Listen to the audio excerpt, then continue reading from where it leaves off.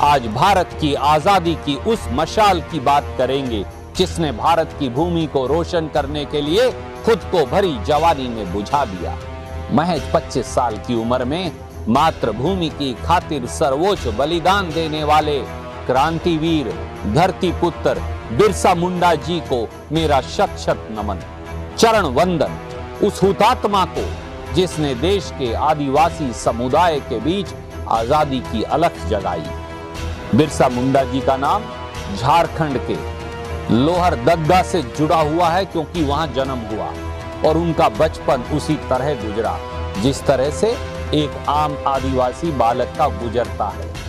प्रकृति की गोद में बांसुरी की धुन पर जिंदगी के तराने गुनगुनाते हुए, लेकिन मौत के सौदागरों को जिंदगी का गीत कहां रास आता है।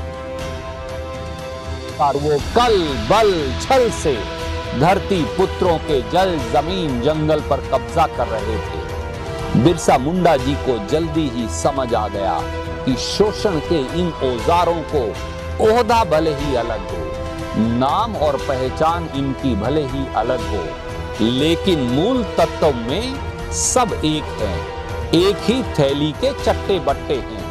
तब उन्होंने आदिवासी समुदाय के बीच एक नया नारा दिया, साहब साहब एक टोपी है। बिरसा मुंडा जी ने उस सिर को ही कलम करने का फैसला किया जिस पर दमनकारी व्यवस्था की ये टोपी टिकी हुई थी।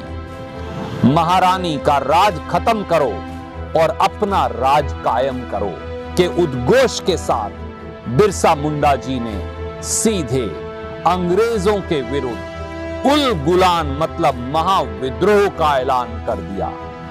उनकी एक आवाज पर आदिवासियों का जत्था जत्था जंगलों में जमा होने लगा। धरती पुत्र अंग्रेजी शासन व्यवस्था से जुड़ी हर चीज को ध्वस्त करने लगे। अंग्रेजी हुकूमत ने अपनी पूरी ताकत बिरसा मुंडा जी और उनके सहयोगियों के खिलाफ लगा दी, लेकिन बिरसा मुंडा जी बल से अंग्रेजों के कब्जे में नहीं आए। तब धूर्त अंग्रेज ने छल का प्रयोग किया और उन पर इनाम घोषित किया।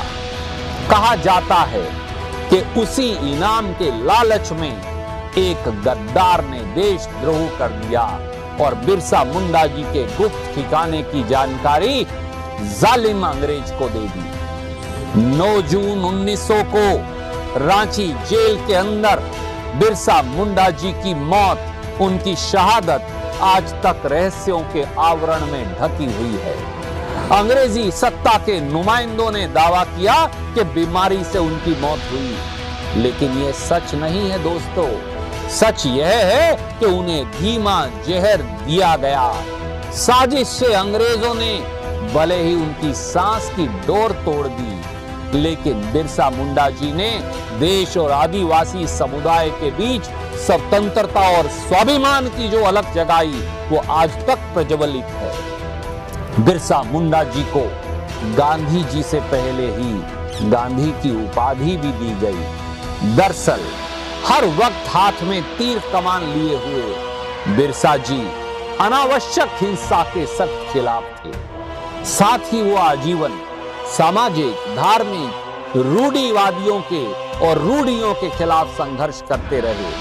अपने समुदाय के बीच उनकी छवि भगवान की थी, परंतु वो भगवान जो इंसान में मौजूद है। लोग बाग इस उम्मीद में उनके पास आते थे कि उनके छूट देने भर से उनके दुख दर्द दूर हो जाएंगे, लेकिन खुद बिरसा मुंडा जी अंधविश्वास के खिलाफ अपने समुदाय के बीच और देश में अलख जगाते रहे। आजादी की लड़ाई में बिरसा मुंडा जी ने जो योगदान दिया है उसके लिए राष्ट्र आजीवन उनका ऋणी रहेगा। स्वतंत्रता के सपूत को मेरा नमस्कार। जय स्वतंत्रता संग्राम, जय भारत, जय हिंद।